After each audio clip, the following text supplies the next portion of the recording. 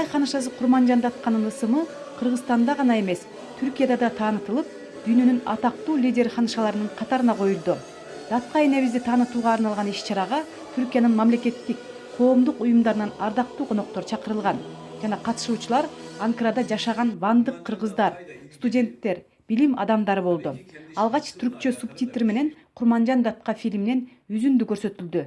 Кыргызстандан ошол түрк субтитрациясы менен фильмди кетирдик. Биз ошону кыскартып жанагы 10 мүнөттү көрсөтпөдүкпү?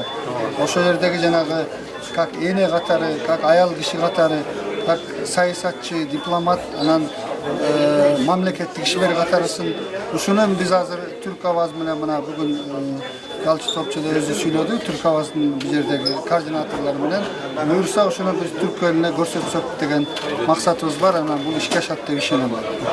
Бул иш-чаранын негизги бөлүгү Курманжан Датка тууралуу маалымат берүү үчүн трибунага докладчылар чыгып сөз сүйлөштү. Анда Алай ханышасынын ишмердүүлүгү, лидерлиги, журт башчылыгы тууралуу мыкты кептер айтылды.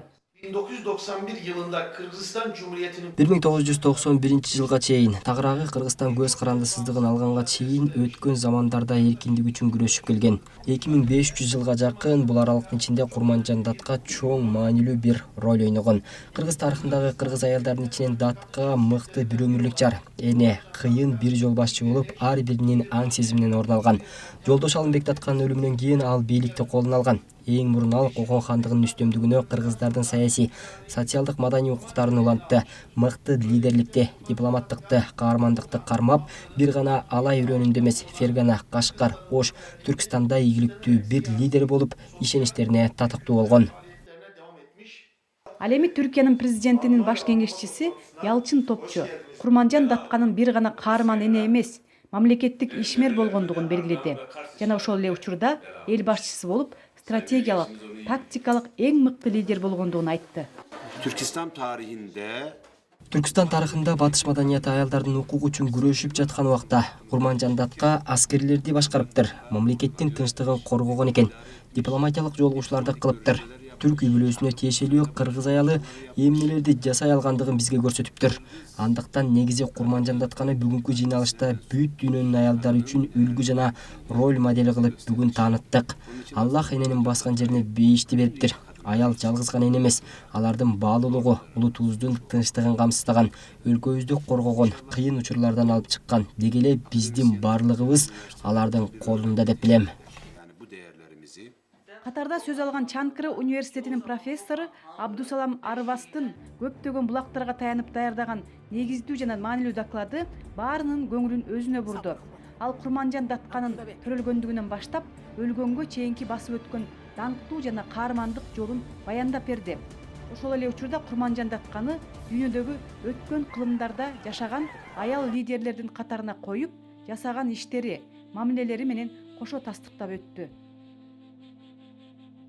Негизи анын өмүр баяны аябай кызыктуу. Мен укканда башкача болдум. Анткени кызыктуу бир өмүр баяны бар. Кызыктуу убакыттар башынан өткөргөн аял зат экен Курманжан Датка апабыз.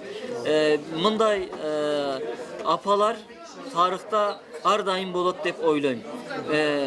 Мен түрк дүйнөсүнүн эпостары боюнча именно кыргыздар эпостары боюнча Манас дастаны, Курманбек дастаны боюнча да эмгектер жазып чыктым.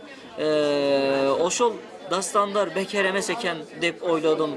Ошол Курманжан Датканын өмүр баянын окуганда. Анткени ошол жерде болгондор, тарыхта болгон нерселер, ал болгон икаялар ошондой эпоска айланып кете берет экен. Курманжан Датканы түрк дүйнөсүнө таанытуу иши Кыргызстандын Түркиядагы элчилиги жана Түркия мамлекеттик коомдук ишмерлеринин демилгеси менен ийгиликтүү ишке ашты. Мындан арада түрк дүйнөсү менен биргелешип, дагы бир катар иш-чаралар өтүүсү күтүлөт. Клара Кудайбергенова, Түркия, Анкара шаары.